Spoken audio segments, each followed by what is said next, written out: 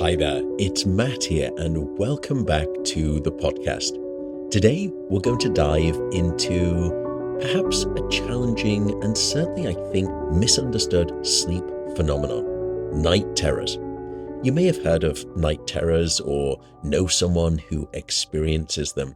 Unlike nightmares, which most of us have had, night terrors are much less common and they present very differently.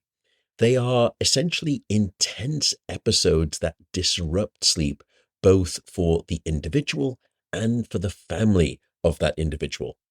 And in today's show, I'm going to explain what night terrors are, what causes them, how they differ from nightmares and perhaps other sleep disturbances. And I'll also cover some practical tips for managing night terrors if you or someone you know is affected by night terrors. So let's start with the definition. Night terrors, also called sleep terrors, are a type of what we call a parasomnia. So para means around, somnia, sleep. So it is a disorder that seems to occur around sleep, but not necessarily in sleep itself, because it's an unusual behavior that occurs during essentially the pseudo state of wake and sleep. And they typically happen from an ejection out of deep non-REM sleep. And it is that transition between deep sleep up into light sleep, up into wakefulness, and you almost get stuck somewhere in the middle on the sort of 13th floor, as it were. And so, firstly, it's important to know that when someone is having a night terror, they're not having a nightmare and they are not dreaming. Because if someone comes out of a night terror and you ask them, what was going through your mind before I woke you up? They typically don't have anything to say because they weren't dreaming, because they weren't in REM sleep. They were coming out of deep sleep. And so nightmares, those are the things that happen during rapid eye movement sleep, but night terrors happen as we're coming out of deep non-REM sleep. And these episodes of night terrors, they're really quite frightening because they can involve screaming or sweating, they can involve sleepwalking, and they're essentially just periods of really quite intense distress for the individual themselves and certainly anyone nearby. So if that's a bit of the definition, that night terrors are coming from deep non-REM sleep, not dream sleep, they're not individuals having nightmares, and they often involve really quite distressing behaviors of things like screaming. What are the prevalence rates? Well, it turns out that night terrors are relatively rare, especially compared to nightmares. And night terrors are most often seen in children. And about 1 to 6% of children will experience them at some point during their childhood. And we see the greatest intensity of night terrors occurring somewhere between ages of 3 and 12 years old. And gradually, as people get older, the night terrors gradually dissipate. So as you get into adulthood, if you've been someone who has been having frequent night terrors as a child, you are far more unlikely to have them anymore, or at least have them at anywhere near the frequency rates that you had when you were a child. And in terms of a really discrete window, if you had to sort of focus it down, it seems to peak between the ages of 3 and 5. And we think it's got something to do with a special window of brain development that is occurring there. And as I said, most children will outgrow night terrors even by adolescence as their sleep matures. And in adults, they are far, far less common, and they affect, in fact, less than 1% of the population. And when adults experience them, they are often tied to stress and mental health conditions and certain medications as well. So that's a little bit about their prevalence, but what are the consequences? What is the impact on daily life? Well, the impact of night terrors, it can vary depending on age and how often they are occurring. So for children, the disruption usually affects the family more than the child themselves. This is because the child will often have just no memory of these events. Parents, however, will be typically really quite startled by the episodes because they involve the child in such extreme distress, such as screaming or thrashing. And goodness, to see a child in that kind of state, it leads to significant anxiety and distress for the parent the following day. The other thing in terms of the child themselves, if these night terrors are occurring quite repetitively and frequently each night, it can interfere with the child's sleep. And here what I'm talking about is the continuity of their sleep or the efficiency of their sleep. And it can reduce that continuity because they're waking up so frequently. And as a consequence, that causes daytime fatigue. When they're not getting sufficient sleep, they become more irritable and they have more trouble in terms of concentration. I would say, however, that adult night terrors, even though they are far less prevalent and far less frequent, they can have a bigger impact on daily life. And adults may have some awareness or fragmented memories of these episodes, and it can lead to things like embarrassment and distress, can even lead to fear of going to sleep. And persistent night terrors in adults can cause chronic sleep disruption, which can affect overall well-being, cognitive function, and even mental health. And of course, pragmatically, when you think about it, nighttime socially, as it were, night terrors can be challenging in a shared living situation and a shared sleeping situation. And that just only adds to the stress. Now, it turns out that night terrors aren't night terrors aren't night terrors. What I mean by that is there are different types of night terrors. Night terrors can differ depending on whether they occur in children or in adults. And for children, night terrors are typically isolated and they happen really quite sporadically and they happen with no clear pattern. They're often outgrown, as I said, by adolescence, and they are rarely linked to any underlying mental health issues. So parents listening to this, you shouldn't worry just because your child is having a night terror. It doesn't mean that there is anything necessarily wrong with them. It doesn't mean that they're going through abnormal brain development. It doesn't mean that they have any kind of mental health condition. We don't see those strong associations. However, in adults, night terrors are often more complex, and they can be connected very frequently to conditions like PTSD, post-traumatic stress disorder, as well as generalized anxiety, or even sleep disorders. In fact, we see higher rates of night terrors in individuals who suffer from sleep apnea. And adult episodes relative to children, they're usually much more intense as well, and they last longer, and therefore they probably require a much more multifaceted treatment approach that we'll come on to. A long-standing partner of today's podcast is Element, spelled LMNT. Element is a sugar-free electrolyte mix. And for me, it was the sugar-free part of that made me start using it quite some time ago. Beyond having the electrolytes in the right balance, the other reason I'm a fan of Element is that it's scientific. And if you look at the people who created the company, you'll find some pretty heavy-hitting physiology, biochemistry, and pharmacology knowledge that is baked into the product. And again, all of that comes without any sugar. I am a devotee of their product. I really do use them. I know people will say that on these ad reads. I use it every single day for my workout. I put it in my protein shakes afterwards. I do use it. Also, by the way, Element has just recently brought back the chocolate medley range, which you can have essentially your electrolytes hot. And in the trio of flavors, there is chocolate mint, chocolate chai, and also my favorite, chocolate raspberry. And by the way, I happily badgered them to agree to give you fine folks a free sample pack with any purchase of Element if you just use the link lmnt.com/Matt Walker. That's lmnt.com/Matt Walker.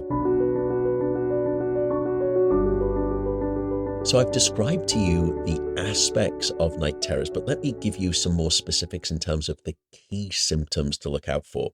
Night terrors stand out from nightmares because they don't involve vivid dream recollection, as we mentioned. And the key symptoms include sudden awakenings with intense reactions like intense sweating, a very rapid heartbeat, very rapid respiration, and usually loud screaming as well. And the person may appear confused or even panicked, and they will often struggle to recognize their own surroundings. They lose the sense of the context around them. And of course, these symptoms can be problematic. You can think of the thrashing and the movement, the motor activity that occurs by way of that thrashing or even the sleepwalking. It can pose significant risk for physical harm.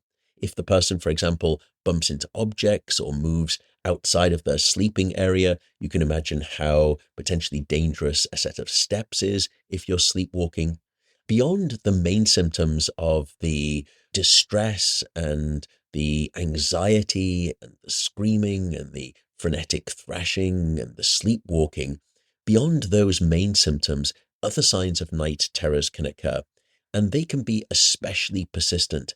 Perhaps one of the most common is something I just touched on with children. This is sleep-related amnesia, which is where the person retains little or no memory of the events, even if they seemed partially awake as they were happening.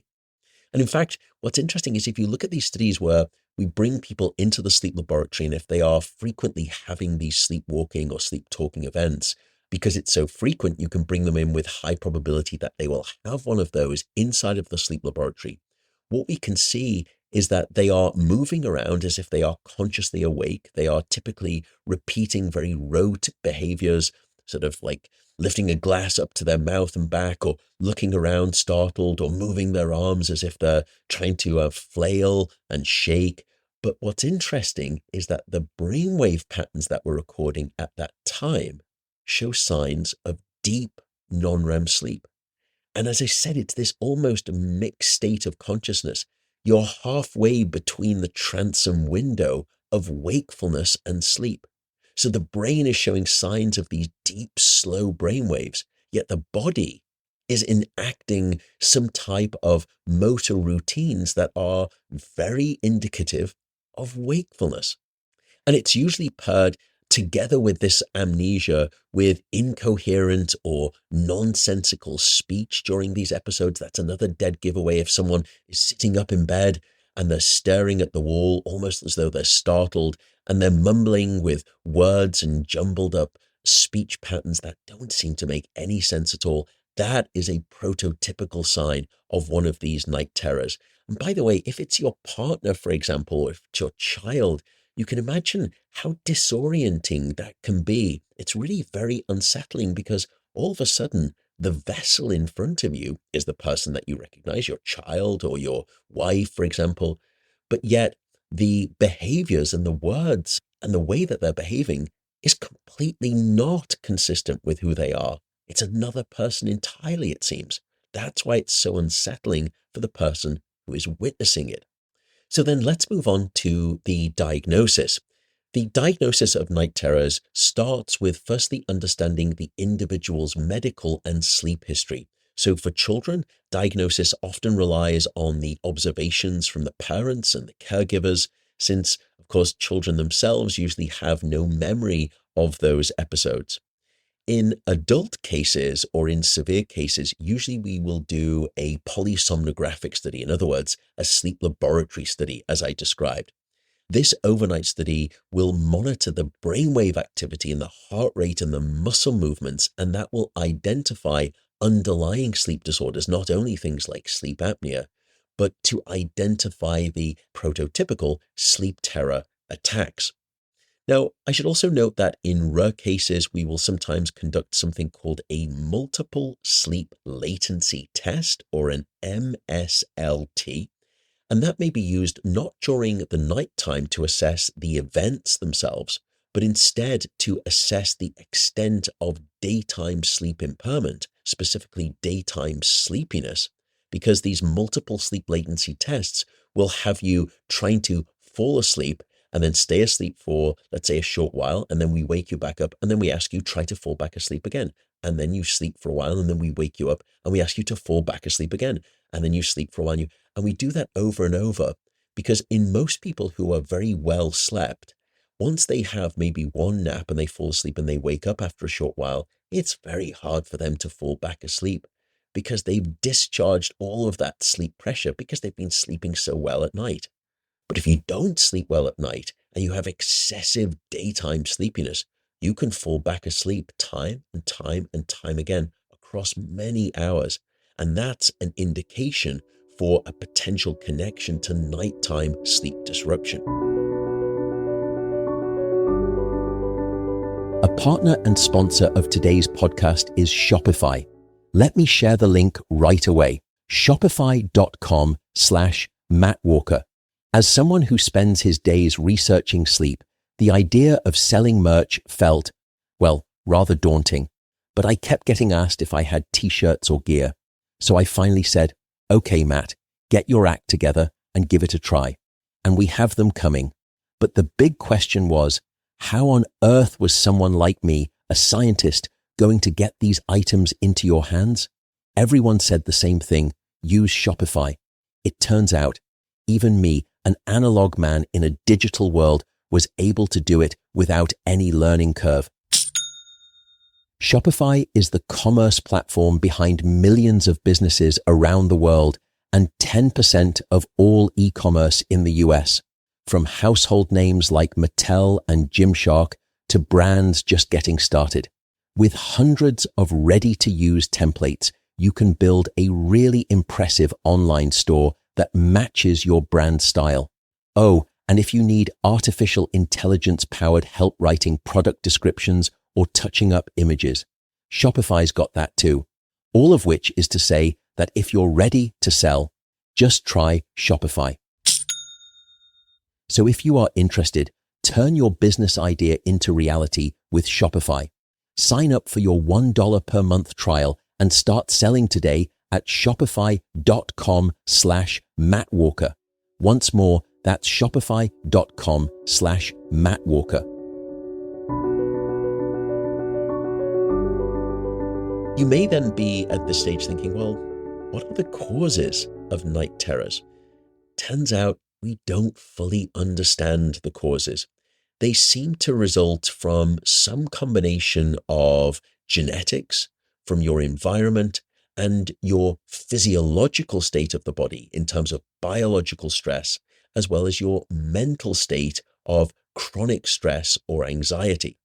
Because first, we often find a pretty strong familial history of parasomnias, meaning these disorders around sleep, of which night terrors or sleep terrors are one of those things. So that strongly suggests that there is some type of genetic predisposition for developing these things called night terrors or sleep terrors.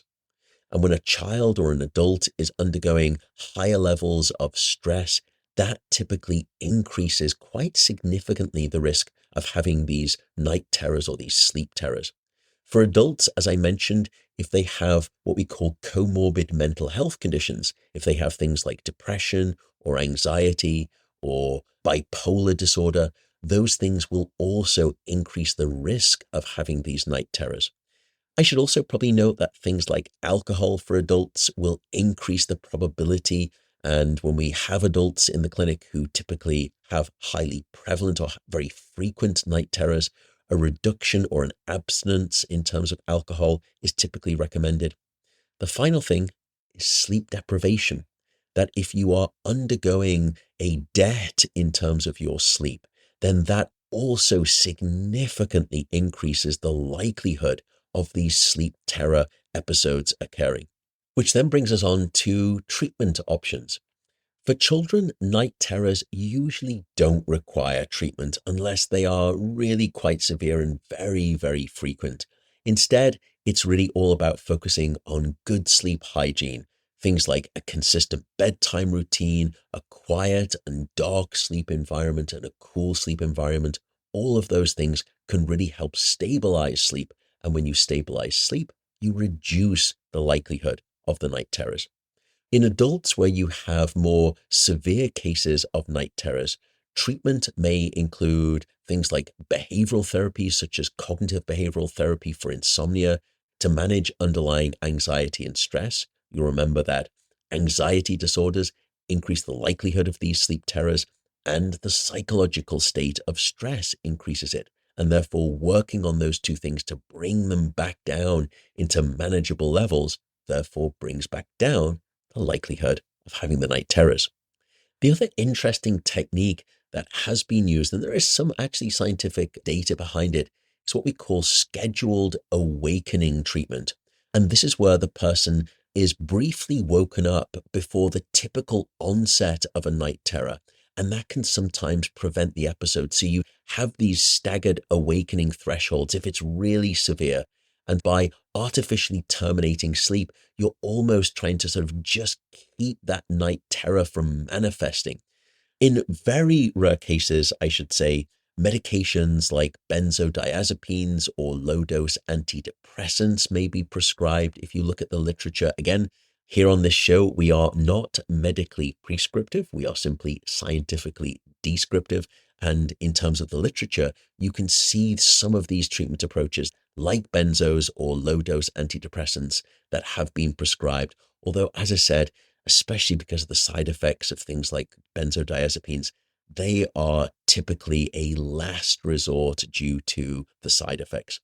What about future treatments and research? Well, research into night terrors, it's growing, particularly in our understanding of the genetic and the neurological factors. And we're still trying to explore how sleep stages are regulated in individuals with night terrors and whether therapies that can help stabilize deep sleep. Because don't forget, we mentioned at the start that these night terrors are happening as you're sort of getting artificially ejected out of deep sleep and you're racing up to wakefulness, which is something that you would almost never naturally do from deep sleep. And this gets you stuck on that sort of mystical 13th floor, stuck between the basement and the penthouse. And therefore, as a consequence, trying to find ways to, once we get you into deep sleep, to keep you in that deep sleep in a stable fashion before you're naturally ready to exit it back up into the lighter stages of sleep in a normative way, rather than going into deep sleep and then being quickly ejected out, going up into wakefulness, therefore having one of these night terrors. And so I think there are possibilities of methods such as non-invasive brain stimulation. Things like transcranial direct current stimulation are on the event horizon, certainly for optimizing sleep in many conditions. And I think this could be one of them. And then, as I said, as we start to understand the genetics, can we develop treatments based on the genetics and what those genes are doing that tries to placate the prevalence of these night terrors? So there you have it. In summary, night terrors are essentially a complex sleep disorder, and it primarily affects children and it dissipates as age progresses. Doesn't mean, though, that it doesn't occur in adults too. It does. And the adult occurrence often comes with many more challenges too. And it's also really important, again, to reference the fact that night terrors are not nightmares. Night terrors are not coming from dream sleep. It's not a child or an adult having a bad dream. They are having a night terror, and they typically have no memory of anything that was going on in their head beforehand or anything that they were doing during the occurrence. And whilst most children outgrow it, and therefore they never require any treatment, adults, based on the severity of the night terrors, they may require some forms of treatment, and that can include certain types of medications.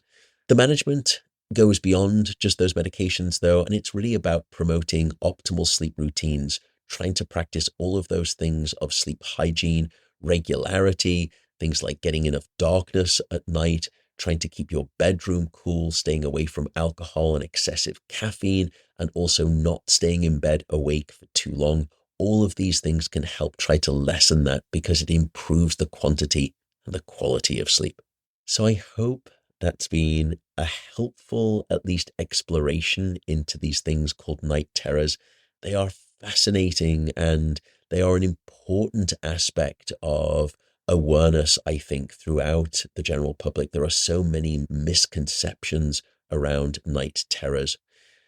All of which is to say, you can see why sleep, gosh, it's such a delicate balance, isn't it? And any disruptions that occur can create these really quite peculiar conditions like night terrors. And to me, it just reminds me of the fragility, or at least the complexity of this thing that we call a night of sleep architecture.